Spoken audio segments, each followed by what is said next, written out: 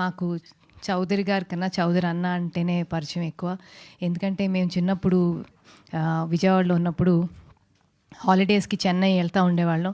చౌదరి అన్న మా ఆఫీస్లోనే ఉండేవాడు. ఆల్మోస్ట్ 5-6 సంవత్సరాలు మేము పెరుగుతున్న అన్ని సంవత్సరాలు చౌదరి అన్నని చూసేవాళ్ళం, తల తినేసేవాళ్ళం. కెసెట్ షాప్కి తీసుకెళ్ళు, అది కొనిపెట్టు, ఇది కొనిపెట్టు అని. లిటరల్గా మా summer holidays use to be with him.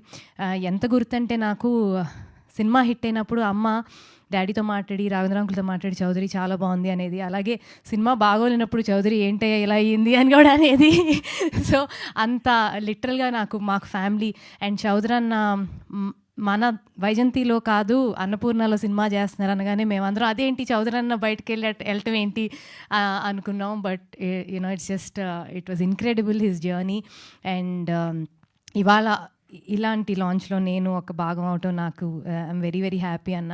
And మా విజయవాడ అమ్మాయి she's excellent, looking so good. And ఈ టైంలో మంచి తెలుగు అమ్మాయిలు కావాల్సిన ఒక పీరియడ్ ఇది. And thank you for making that effort and taking this step. Thank you. Thank you so much Swapnadutt గారు. సార్, వైవిఎస్ చౌదరి గారు, ఒకసారి మీ మాటలు వారికి కూడా ఏమైనా చెప్పాలనుకుంటే.